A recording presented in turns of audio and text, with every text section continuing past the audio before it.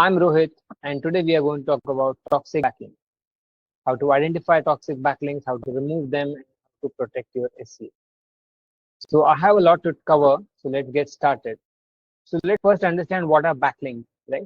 So backlinks are hyperlinks from external websites that point to your site. Simple.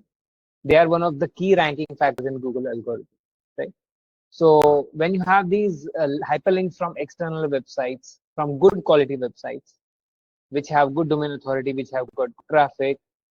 So those are actually treated as good, and they impact you. They affect you positively, help your ranking, they boost your rankings. Whereas bad links from low domain authority sites, low traffic, usually with very low repetition, usually impact your rankings negatively. So there are two types of backlinks, good and bad, right? The good ones, usually you should try to get more good backlinks from good quality websites, trusted domains. And obviously you should try to get rid of bad links if they are too bad, and usually not, and ideally not built to low quality backlinks, right? So for example, a backlink from a Forbes article is treated very good, can be treated as very good, right? Whereas a backlink from low quality domains like a casino blog or a pharmacy website, right, a Viagra website, that could be treated as, that would be treated as a low quality backlink, right? Particularly if you are not in that niche, right? So for example, so high quality backlinks from authoritative websites increase your website trustworthiness and visibility in search engines, right? Toxic backlinks, on the other hand, indicate unnatural link building and can trigger penalties or algorithmic filters. So let's move on to the next question, which is what are toxic backlinks, right? So these are usually, so toxic backlinks are links from domains that provide no relevance, quality, or trust signals, right? So these are links from spammy blog comments or forums. It could be from link farms or shady networks which have got very low reputation, all hosted on the same IP with very little unique content, right? The third thing could be irrelevant and non-topical sources. So these are sites which have got no relevance to your brand, your niche, right? And so obviously these are, and for that reason they are treated as low quality, right? And then there could be like, these could be from automated backlink generators. Like if you're using a freelancer or a small agency, or even you bought a package on, let's say, fiverr.com for cheap, and thousands of backlinks for $50 or $100. So in most cases these are through automated backlinks, right? This could be treated as low quality, right? So Google sees them as manipulative. Even a few of these can impact performance significantly if not cleaned up. So these often originate from link schemes, poor quality blogs, and unrelated niche directories, right?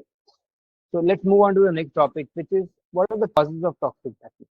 Purchasing low cost backlink packages, right? So that could be one of the, I think that's the most probably common cause of backlinks, where you end up purchasing low cost backlinks from Fiverr, marketplaces, or even freelancers, right? So the second reason could be, again, like I mentioned, automated tools for link building. So if you have used automated tools, or if your agency who you hired or a freelancer you hired uses these tools to build backlinks at speed with very limited quality, right? Those sites have very low domain authority, low traffic, backlinking to hundreds of thousands of other domains, a lot of outlinks, right?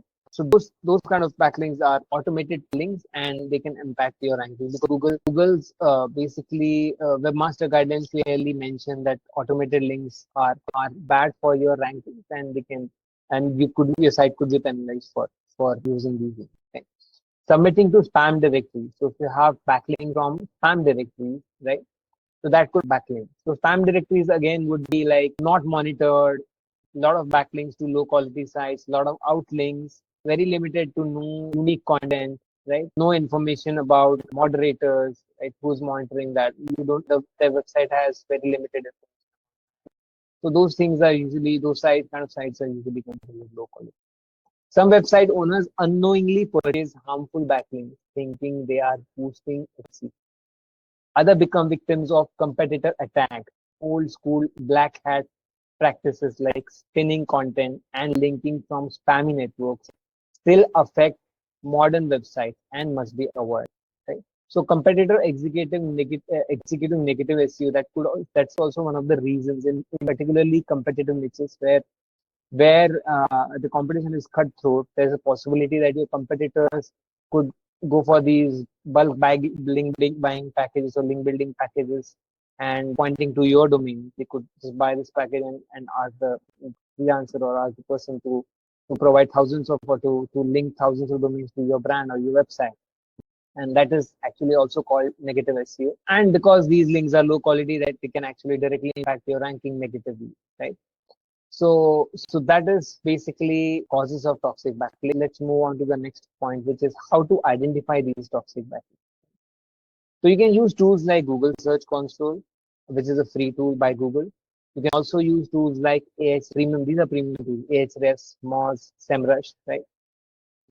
In ideal situation, you should go for at least one premium tool and Search Console. Combine the data, get all the exports together, remove all the duplicates, and then check the domain authority and domain rating of those backlinks or those websites that are linked. Look at the anchor text, like whether very clear, same, right? Whether the backlink or whether the websites that are linking to you are relevant to your domain. Right? The other thing that you need to check is language. Like if you are in English, your website is in English and you're getting backlinks from a Russian website or a Chinese website, there's no relevance, right? So though that could be treated as low quality. Similarly, IP diversity is also very important. So if you have backlinks from same set of IPs or very similar IPs, right? Mostly, in most cases, these are hosted on the same server. When you go for these packages and stuff, low quality packages and stuff, when you buy links in bulk, this is what happens. You get backlinks from domains which have very similar or same IPs, like same set of IPs. So tech sites linking to a dentist website, for example, right? The other thing could be money keyword anchors from XYZ domains, right? So look for patterns like lots of links from the same anchor text or from unrelated country languages. Toxic signals include irrelevant domain topics, non-branded exact match anchors, and low domain trust. Right? Start with a backlink audit using tools like Ahrefs or Google Search Console. So that is about how to identify toxic backlinks. Let's move on to the next one, which is how do these impact you? How do these low quality or toxic backlinks impact your brand or your website, right? So firstly, it impacts your organic traffic, which declines obviously because your rankings get impacted. So both these things are related. When your rankings dip, your organic traffic would decline. And that happens because of the low quality backlink. Because in certain cases, if your website gets huge traffic, it's a popular brand with a decent domain authority, then your Google can penalize your website, either manual penalty or automated penalty, depending on if there's an algorithm update which can identify these low quality backlinks, then you could be impacted due to these algorithm updates. If Google clearly identifies or sees a pattern in your backlink profile, Google algorithms, right? So that you can be also hit manually, and you might end up getting a message from Google Search Console in the dashboard, right? So that and then domain authority damage again, because if you get built, so domain authority improves when you build good quality backlinks. But if you get a lot of low quality backlinks, then your domain authority would actually dip and reduce, right? So and for these reasons, you should ideally not build toxic backlinks. Toxic backlinks can significantly reduce your visibility in search engines. You may lose rankings overnight. In certain cases, we've seen that traffic has dipped by 60%, for example, and you get manual action messages in Google Search Console if that happens in most cases. If Google suspects manipulation, it may apply a manual penalty, which requires cleanup and revalidation. Even without a penalty, algorithms can silently suppress your website. So that's about impact of toxic backlinks. They impact your organic traffic declines, your keyword rankings drop, you get notifications, or your domain authority, and I would say not or your domain authority would also be impacted because of these toxic backlinks. Right. Let's move on to the next point, which is how to remove or get rid of these backlinks. Right. So first point is to, once you have compiled a list of all the backlinks, right? So that's the first step from different sources that you have. Like you can combine the list from Google Search Console, get the anchors data, get the backlinks data, get the referring domains data. Also use tools, particularly SEMrush is good at identifying or highlighting toxic backlinks, right? So if not SEMrush, and Ahrefs can also be used where you can apply different filters to clearly see the patterns, the low quality backlinks, the anchors, and those kind of things. So firstly, compile all these lists together, remove all the duplicates, and once you have the list, analyzing. Once you analyze, you actually get in touch with these webmasters who host these low quality backlinks. Request them politely to remove the backlinks. Ideally, if you want better response or want faster response, then you should ideally list all the backlinks along with the source anchors that are being used. And send that list to the websites that are linked and politely request them to remove the backlink. If you don't hear back from them in a week's time, and in that case, the second step would be to basically create a disavow file. You can use it, robot. You can use. There's a lot of content available about that. You can also use ChatGPT if you have the list ready, right? The backlink that low quality that you want to get rid of. You can put those domains. You can list those domains in the robot in the disavow.txt file along with comments. What you have, I mean, what the steps that you've taken to basically identify those sites. What you've done to basically have you manually requested for the removal, those kind of things, and then also in ideal situation mention the reason why you have those kind of backlinks, right? So whether it's built by you or whether it was built by an agency. Ideally, it's best to be transparent, to be clear about it, and not bluff because Google can clearly see the patterns, right? So yeah, and then the last step would be to then upload this wow.txt file using Search Console, right?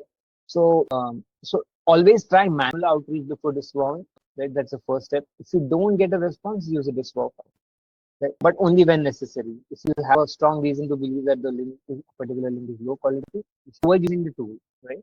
So I mean, in most cases, low quality backlinks get usually Google ignores them, right? In most situations. But if there's a very strong pattern, lot of backlinks, exact match anchors, stuff like that, then you might also be impacted, right?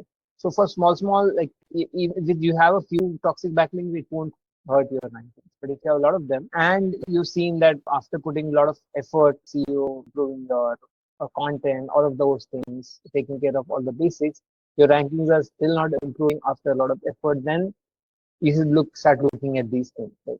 So document outreach attempts and ensure you're not disavowing legitimate links mistakenly, right? So you should ideally look at each and every domain that you want to disavow, and you should have a strong reason. Like low domain authority is still okay. Are the domain irrelevant? Yes. Are the anchors very exact match? Yes. So if you have a lot of yes, then in those cases, if the language is not matching, if the domain authority is very low, if all the parameters that we talked about, in that case, you should ideally go for the disavow or removal. Right? So how to prevent these backlinks?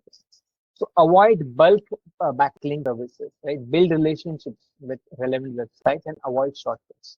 Do not exchange links blindly, like don't without worrying about the quality of the domain that you're linking towards that link.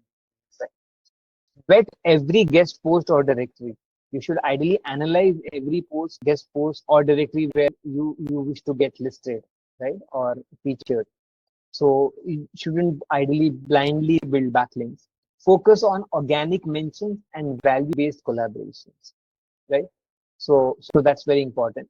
Stick to relevant industries as much as possible, right? Try to, if you are acquiring backlinks, ideally it should be from a very similar industries. So if you're e-commerce, try to get backlinks from other blogs that review products and stuff like that. Those kind of things.